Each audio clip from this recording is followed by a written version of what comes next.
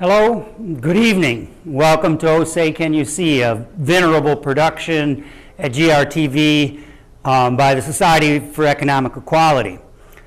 I'm going to start tonight's program with a bit of a personal note that I think could be illustrative for our collective difficulties that we're presently facing. About 21 years ago, I worked as direct care staff at a group home where I contracted a skin ailment from one of the residents. It became increasingly debilitating and painful over 20 years' time. 3 years ago, I couldn't button my shirts. I couldn't snap my fingers, clap in appreciation. But fortunately for me, I discovered therapeutic techniques on my own after wasting a great deal of time looking for help from the medical establishment. And over the last 3 years, by dedicating myself to the therapy that I had developed, which was difficult, time-consuming, and painful, I've gotten to the point where I would say I'm all but healed. A few more days of maybe a week or so of maintaining the therapy regimen. But I did that by letting my other responsibilities drop, by things that I couldn't drop entirely, doing the bare minimum. Not trying to make as much money, not trying to be as good of a husband and father and all those things that I would want to be. But it was absolutely necessary. And I think that this is our collective difficulty now, is that even people who are aware of the various issues and crises that we face, catastrophic climate change, rampant militarism et al., still haven't faced the necessity of total dedication to ameliorating the situation, for extracting ourselves from this collective mess. Well, this is collective insanity, as the title of tonight's show states. We want to do the recycling, vote progressive, and we think it's enough. I think we need to understand that all the major institutions of our society and other major societies on this planet have been thoroughly co-opted by the elites As Frank Gerard, our founder, said, the gang that runs the show. And they'll relinquish nothing without being forced to. Just as my skin ailment wouldn't release its hold on me without my total dedication to my own liberation. So, as Grace Lee Boggs tried to teach us in last few years of her life, the difficulty isn't that we haven't convinced enough people of the necessity of reimagining society, reimagining economies in order to address our issues. It's that the people who have those ideas are half-stepping. People think that whatever it is they're doing, it's enough, and that, well, I have other responsibilities. Well, actually, preventing the extinction of thousands of species, perhaps including ourselves, would have to be the most important responsibility that we have facing us. If you're watching this and you think that this is hyperbolic, then I suggest you study, because I don't have the patience to try to explain climate science to the recalcitrant. But for those of you who realize the necessity for revolution in the true sense of the word, of a complete reorganization of the way that society runs itself, I call you to a greater degree of dedication. And so tonight I'm going to reprise a talk that I gave at the Sunyata Institute better than a decade ago. I believe I called it Yurt Village for a Sustainable World or something. I'm going to focus less on that housing forum and more on the overall concept tonight. If we have a anti-commercial that we could go to now, that would be nice. And when we return, we'll get into our talk.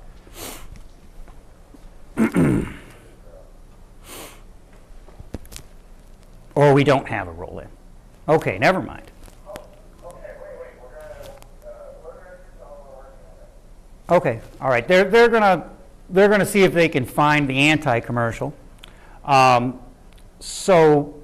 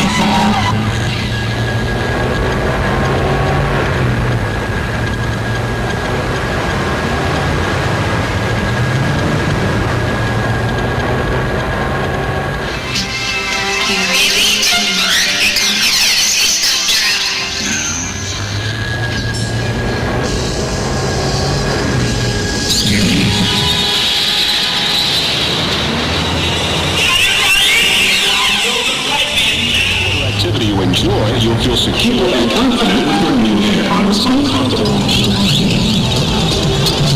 So true.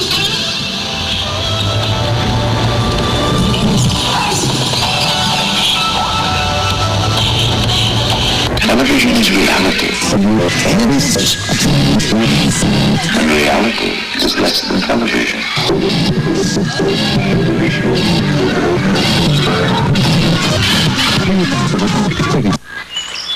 Do you spend more time watching nature programs than experiencing the real thing? More time laughing at TV jokes than joking around yourself? More time watching TV sex than making love yourself? Then there's something you're missing. Television isn't real, but the addiction is. A message from the Media Foundation.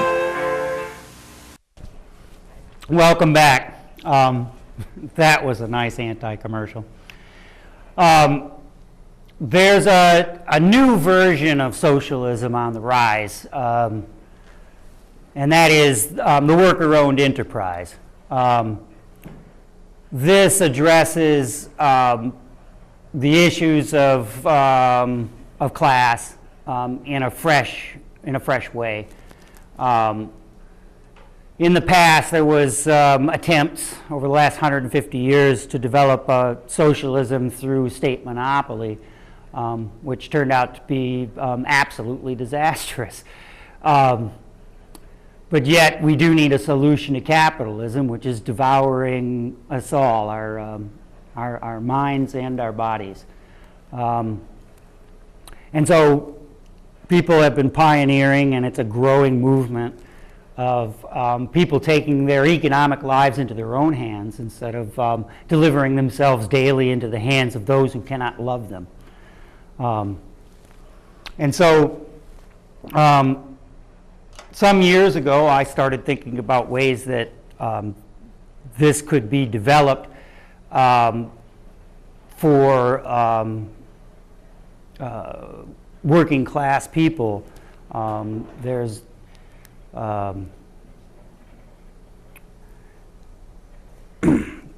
by collectivizing both our work lives and our home lives, by the development of eco-villages. I'm very interested in the housing form called yurts, traditional shelter of Central Asian nomads, and there's many people making modern versions of these days. And they come in at about the same price point as a trailer, a mobile home, but they're better. They're more aesthetically pleasing, more truly mobile, don't come with the stigma. And so because of the price point, it would be an opportunity for people to move out of rental situations or mortgage situations that are onerous, keep people locked in jobs they don't want, to pay for lifestyles that are unsustainable and unfulfilling.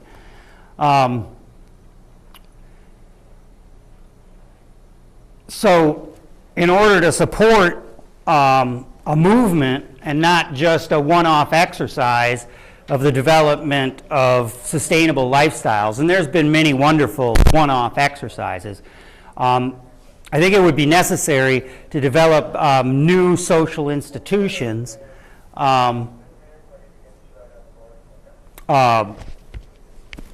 to join diverse and unique communities into a collective whole as a transition from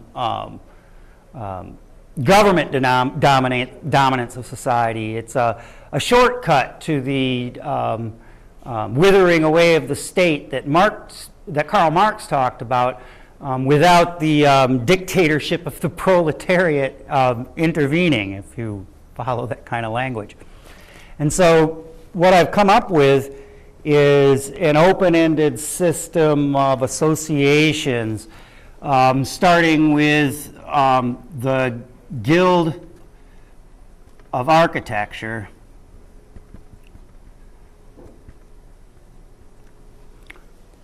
This would be an organization focused on the built environment and the development of sustainable and even renewing ways of coordinating our collective life and our communications networks, our homes, our workplaces.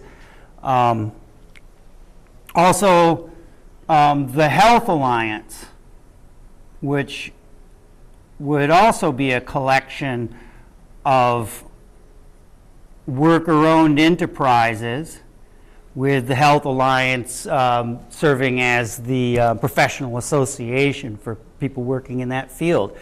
And this would be different from our present so-called healthcare system, which is a disease management system, since capitalism doesn't even have an incentive to actually heal people. Much better to keep them on drugs or physical therapy or whatever it is for the rest of their lives.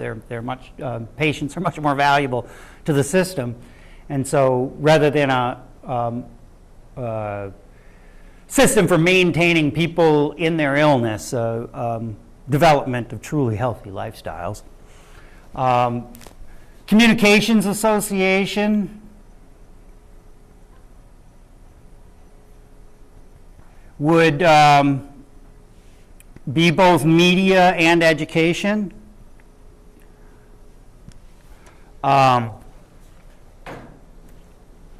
Presently, our media is dominated by the big actors, thanks to policies put in place by Ronald Reagan and other administrations after him. We've seen an immense amount of consolidation in this country of media since the 80s. And then the way that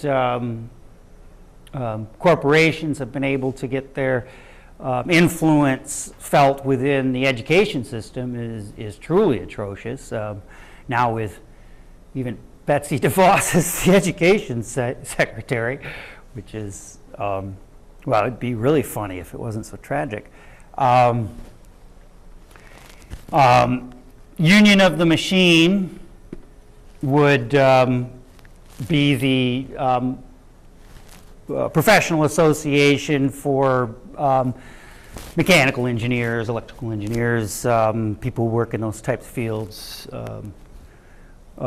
Also the agricultural cooperative. This would be a way of collectively moving towards sustainable and rejuvenating for the land practices that would start to end this genetically modified and chemically intensive agriculture that we're dependent on now. And finally, the social organization, which would be the area, the catch-all area where we would develop our recreational activities, we develop new forms of self-governance.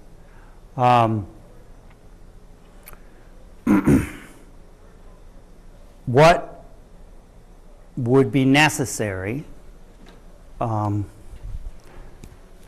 all this to begin is people to make the choice to begin to associate with their coworkers in developing their own workplaces. Richard Wolff, an economist, a Marxist economist who has been doing a lot of work on this, has a website, Democracy at Work, where he uses to promote the idea and help people develop the idea of worker-owned enterprises, worker-managed enterprises. It's a surprisingly common, more and more common phenomenon these days. Reith Riley, the road construction company, is a worker-owned enterprise. New Belgium Brewing from Colorado is a worker-owned enterprise.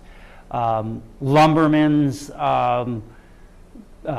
they build doors and windows, trim work for the construction industry, is a worker-owned enterprise.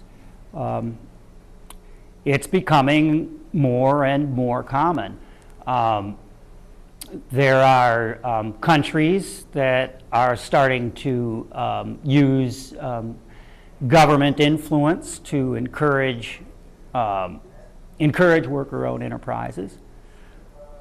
We have the example of Mondragon in Spain, which is the world's largest worker-owned enterprise. It's actually a collection of various businesses in association with one another.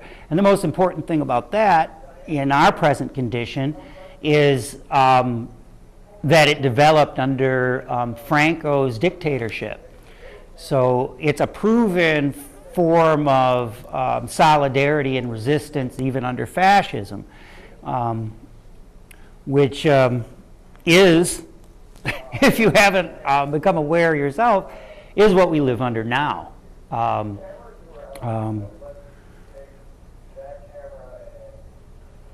We have a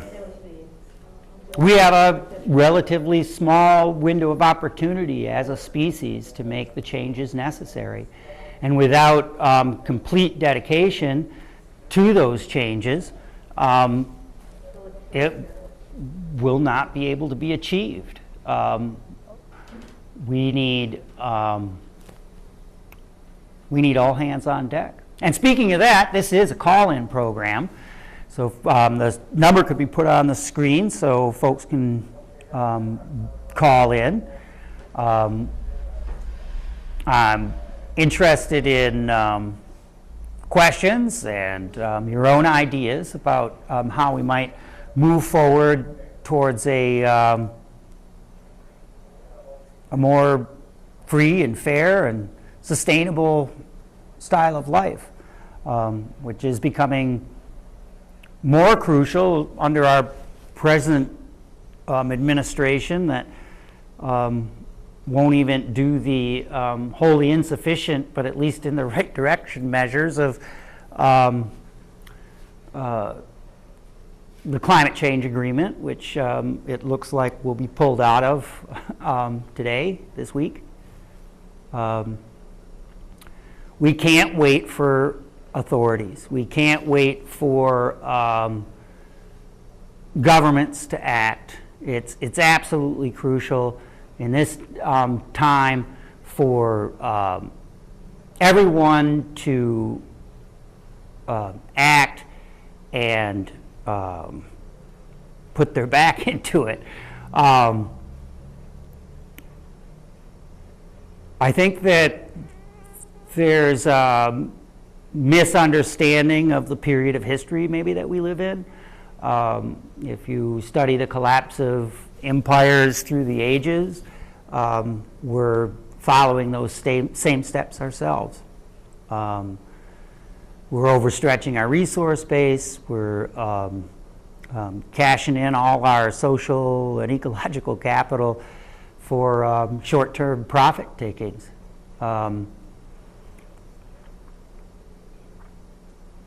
Perhaps it would be helpful to think about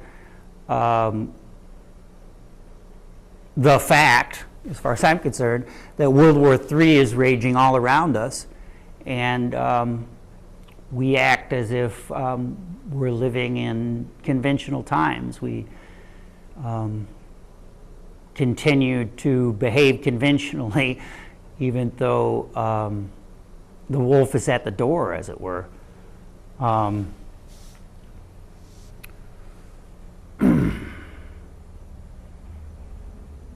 If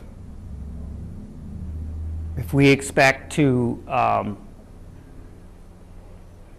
pull out of our present difficulties, it's going to take much more dedication than what we've been showing from even those who have been most active in radical politics, even those who have been most dropped out of mainstream society.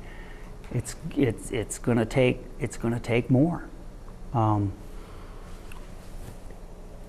So, for instance, I'm presently in the process of forming a worker-owned construction company,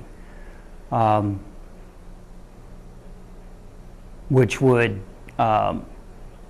both help to build my personal financial security, but that's just a side effect. The most important thing is no longer participating in a system that does not mean us well.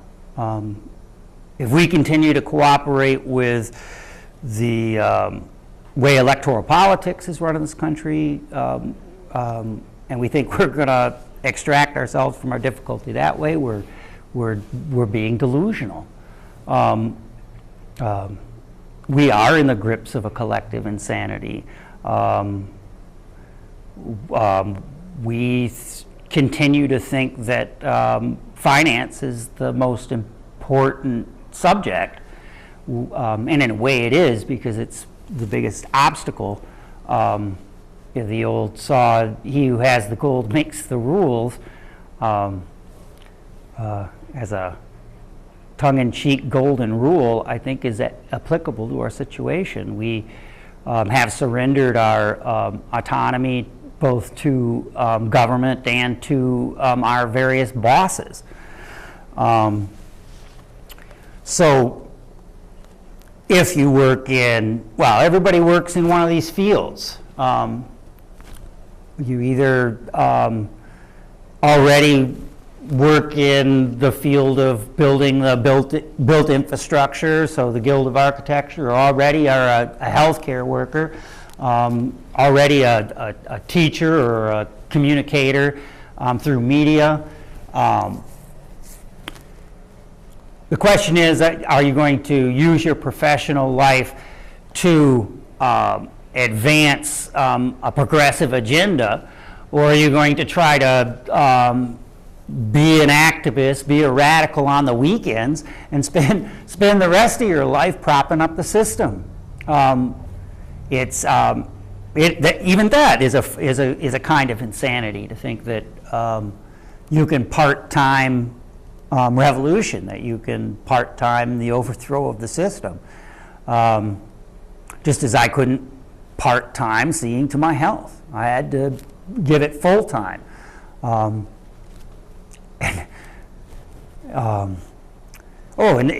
it's another thing I wanted to talk about, that when my health was at its worst, I had become so inured to the pain that when 3 years ago I first had some improvement, I thought, well, this is it, I'm healed. And that tends to be our reaction to little steps. We maybe get some politician in some office that we approve of, and then we think we've achieved something really great, and we slack off a bit, or get some health and safety measure pushed through government, and feel like we've achieved something grand. The half measures are actually problematic. They keep us deep in our illusion and delusion, that just a tweak here and just a tweak there is all that society needs to make the changes necessary, and that's not it. Well, there's a word that's used mostly, or maybe exclusively, in a religious context, called repentance. But that's what we need. It literally means to turn about and go in the other direction from what you have been going in. So a deviation of a few degrees to the left or to the right, which is the argument that our politics is about, is entirely useless, because we're still going in the general direction of our own demise.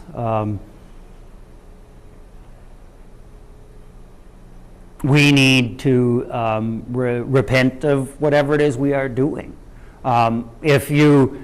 If you aren't working in the most possible, progressive, sustainable type of enterprise possible, then I recommend you quit your job and reconsider your work life. Join with others to form a worker-owned co-op in the field that you specialize in. If you're, in food service, a worker-owned restaurant would be a wonderful addition to any city, and there should be dozens of them in every city. And all avenues of enterprise are the same in that way, that the real power and the real knowledge to run these enterprises is in the workers themselves. we have to recognize that the capitalist and capitalism itself is a parasite. Like the parasites that I've rid from my body through dedication, through being willing to face the pain every day. We can't just rub a salve on our problems to ameliorate the pain, although that's what we do, certainly. You know, we drink plenty of alcohol and consume various other drugs. We watch a great deal of TV. Allow our minds to be caught up with following sports and whatnot, as a way to avoid the pain of facing our situation. That even though the combat is largely raging far from us, World War III is upon us, and we're the targets. The collective working class of this planet. I've said before on this program, and I'm going to say it again, the oligarchy, the ruling class, no longer needs the vast majority of humanity. 99% of us, I should think. Through automation and because of the pressures of ecological collapse, catastrophic climate change, they need a solution to our problems as much as we do.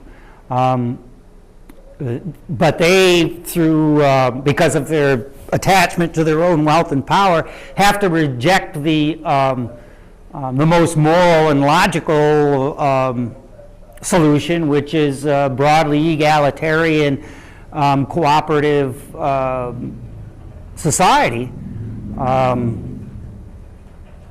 So instead, they see the ecological crisis purely in the terms of a overpopulation crisis. So the elite certainly want to address things that could threaten their own progeny, but the only solution that they know to reach for is genocide. I don't use that that term flippantly. After all, we live in a state where the governor and his minions have committed genocidal crimes against the people of Flint. Seems to be the only logical conclusion that you can come to. Either poison the people of Flint intentionally or through gross negligence. Either way, he should be in prison and not still in his office. I mean, that's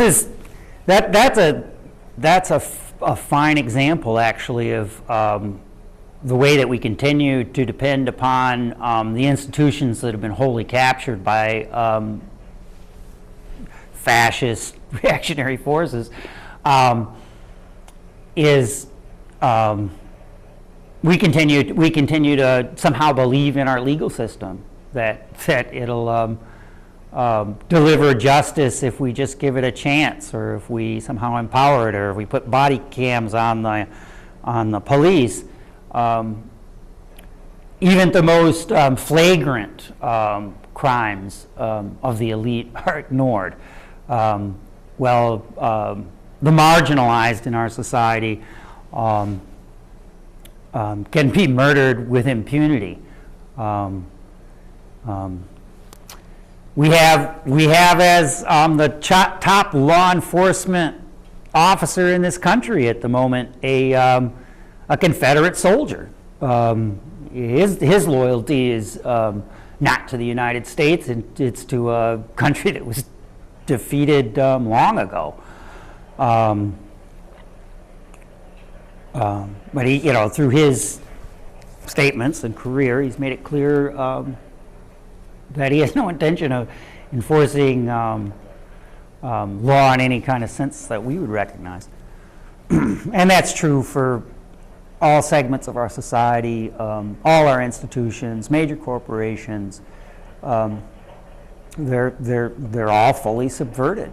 If we If we refuse to recognize that, then we're choosing delusion over the facts. What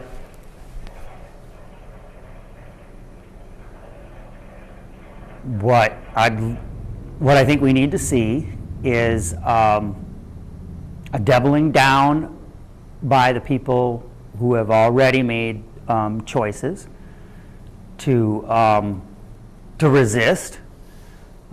We need to resist more fully.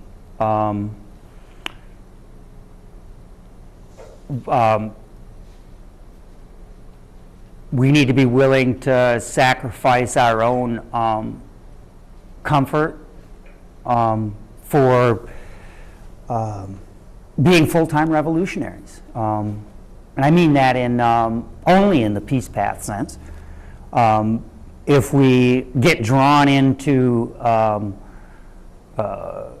armed conflict with people who have perfected violence, we'll lose. I have moral objections as well, but just the practical fact of the matter is you can't out-mean SEAL Team 6. It's they're good at what they do and better than what we would ever be able to step up to. So.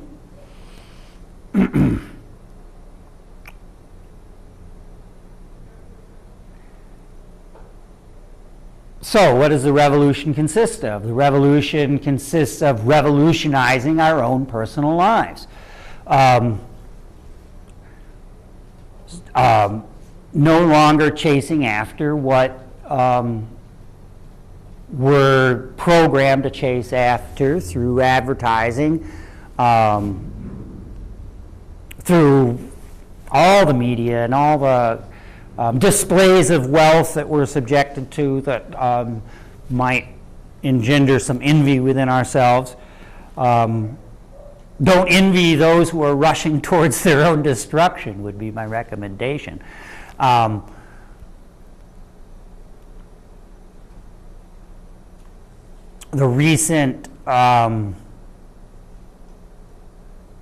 recent occurrence on a commuter train in Portland, Oregon, gives us an illustration of the kind of dedication that is necessary to confront what we're dealing with here. If you've probably heard it in the media somewhere, 2 young women were being harassed by a racist on the train, and 3 men came to the young lady's aid and confronted him to leave him alone. 2 of the 3 were stabbed to death by the racist who was harassing these young girls. And one of the men who died, and I don't recall his name, it's quite unusual. He was still only 23 years old, and as he lay dying in the train, he told the person who was comforting him to tell everyone on this train that I love them. Che Guevara said that a revolutionary is motivated by great feelings of love.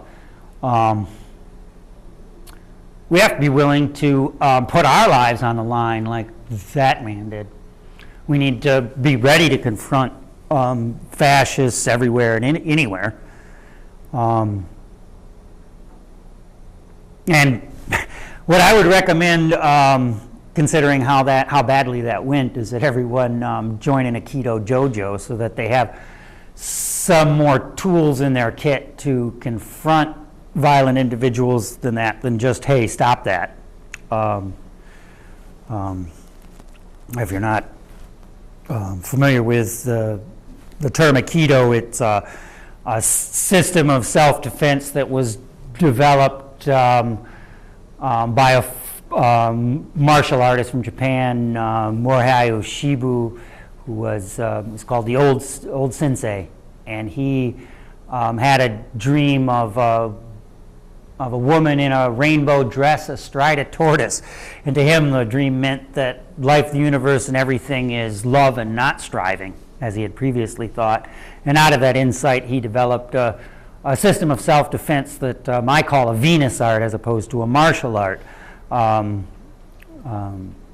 because it functions as a way of loving even your opponent. And that's the way that we need to proceed in our revolutionary activity. We need to recognize, as Martin Luther King Jr. tried to teach us, that the liberation that we seek is not only our own personal liberation as the oppressed working class or marginalized groups, but the liberation of our oppressors, who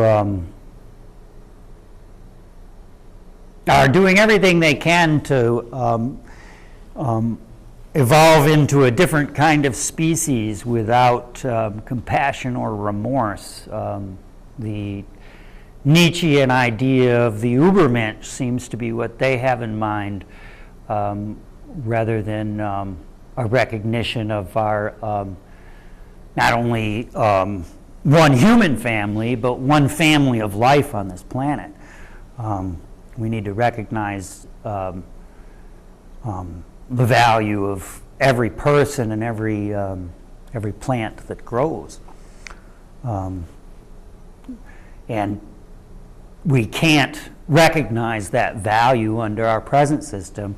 Our present system can tell you the price of everything, but the value of nothing. It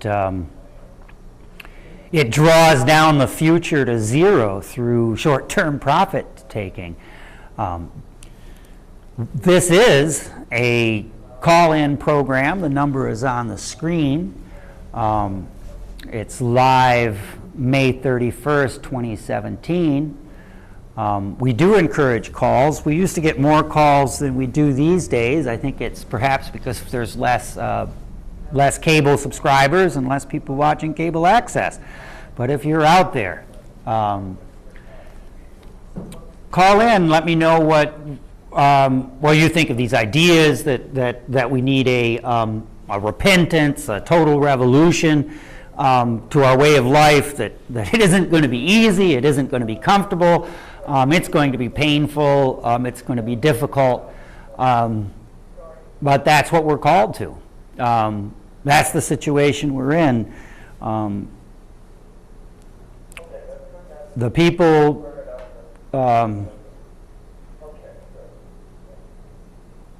well, an example from history about the importance of resistance would be in the Warsaw Ghetto during World War II. Those who engaged in resistance against the Nazis survived at a higher rate than those who acquiesced. And we have a tendency to acquiesce in our society. I acquiesced in my illness to the medical establishment for years, and ended up feeling extremely abused. And now I understand they couldn't do anything else. that was their only mode, was to treat me and my problems just as a profit source. And it's the same for all our institutions, all our systems. They can't recognize our humanity. We've created these delusions about economics being a hard science and beyond questions of good or evil, when traditionally and in any kind of system of logic, economics has to fall under philosophy as a field of ethics. The question of who gets what is a question of justice, not a question of actuarial tables and spreadsheets.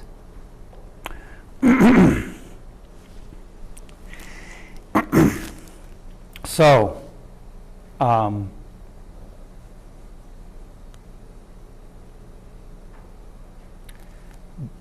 Well, there's the old saw, you have nothing to lose but your chains, and I think at this point it's even worse than that. I think that we have nothing to lose but our own demise, and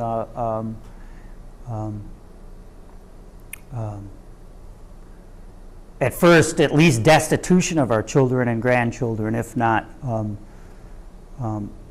outright extinction of all our all our offspring. We're in a dire situation, and failure to recognize it won't help.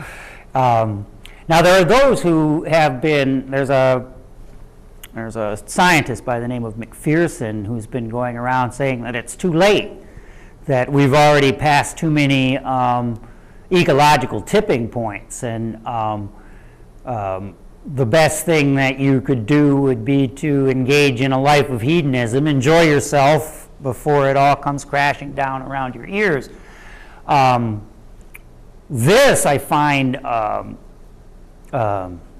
worse than useless.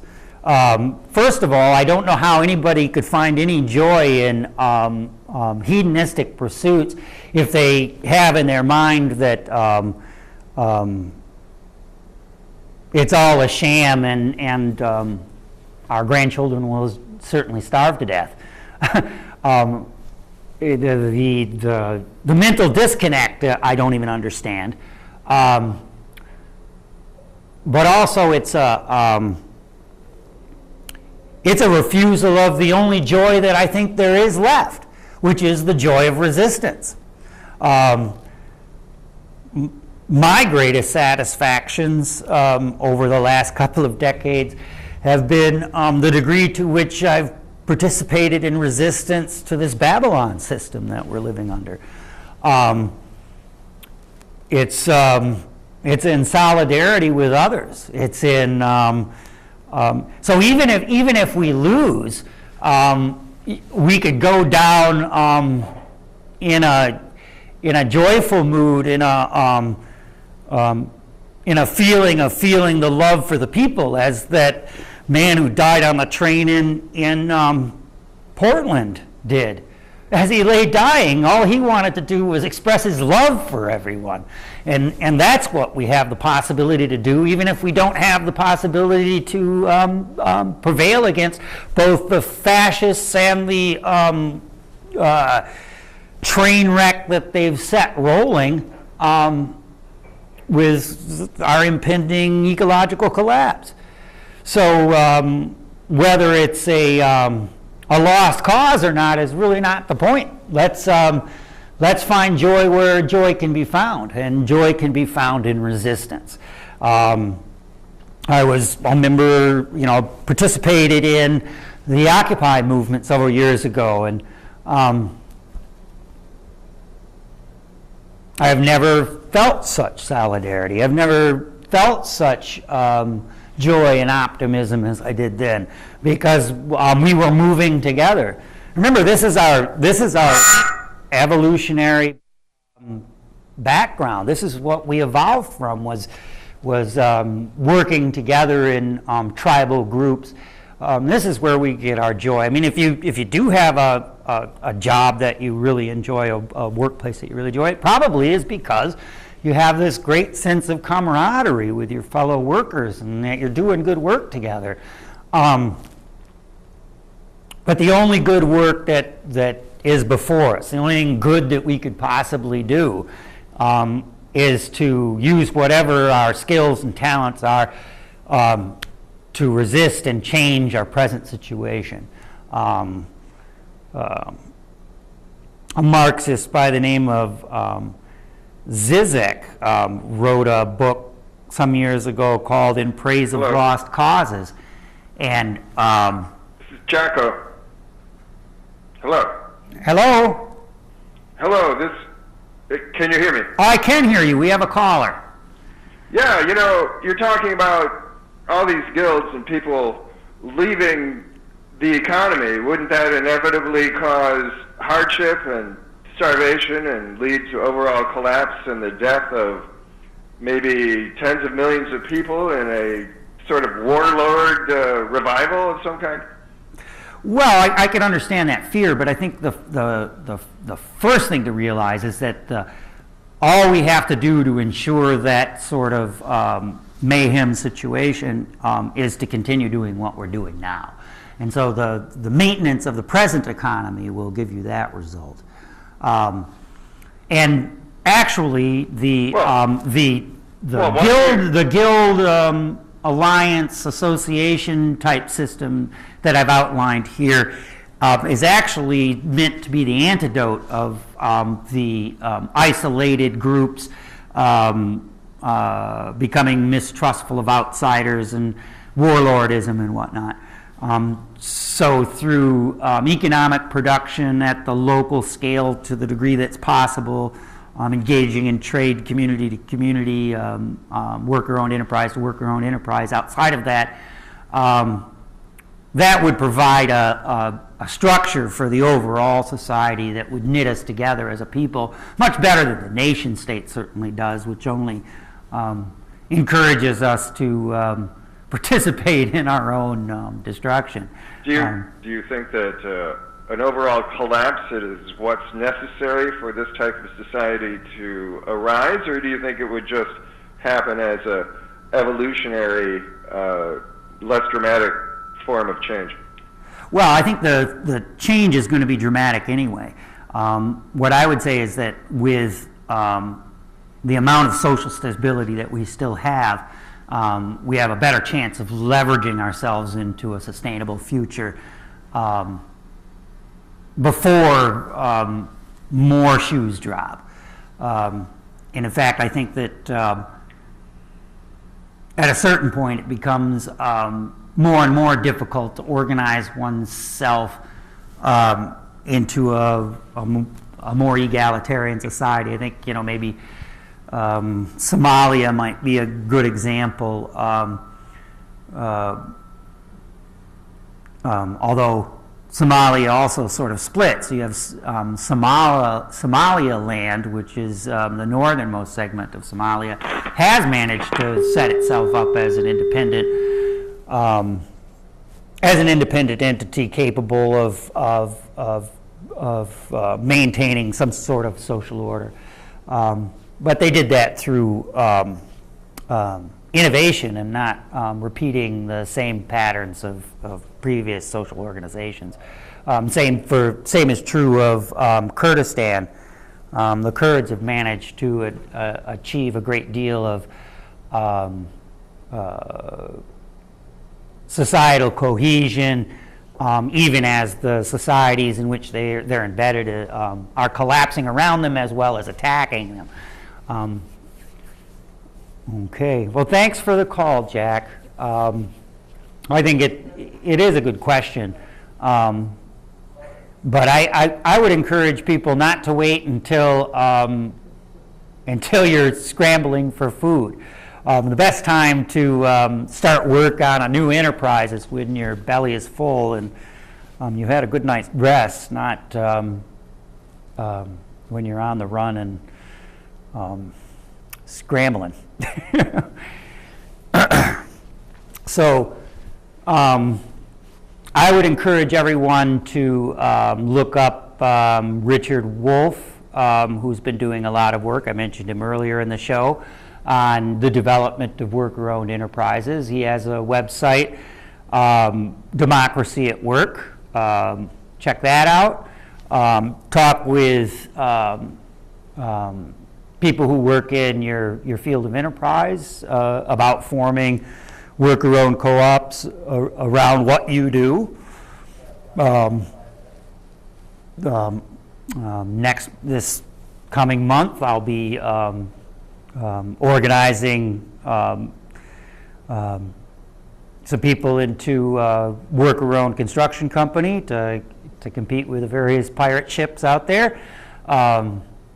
I think that there's certainly a market advantage to being a worker-owned enterprise as opposed to a top-down enterprise, in that you can undercut those other enterprises by price through not having to pay a fat cat CEO, doing that work collectively, decision making, administering the enterprise,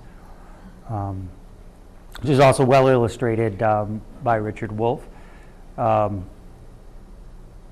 We stand on the precipice. Whistling won't help. That might distract our mind for a moment, but it won't change our situation.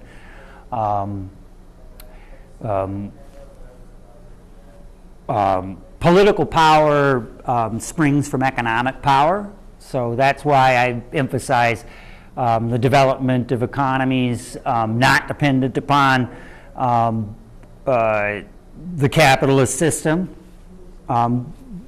Then we can start to wither away the state once we've developed economic power in the hands of the people as opposed to the hands of the few.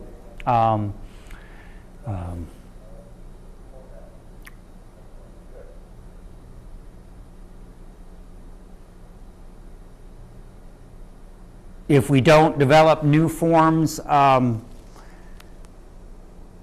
old forms will drive us into further and further collapse. It's kind of a law of the universe. If you look at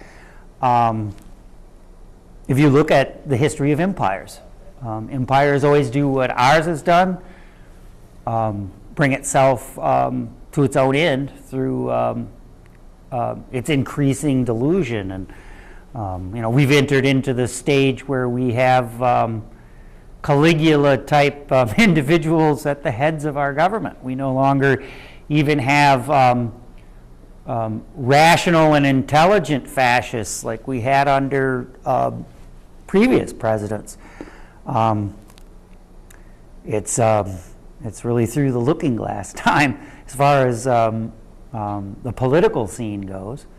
And the only way to get a purchase on that is to reorganize our work lives to liberate ourselves from our wage slavery. I'd like to thank our one caller for calling in. That was really wonderful.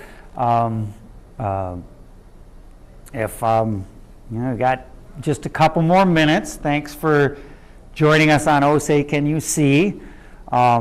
We've been doing this show for a lot of years. I think this is the first solo show.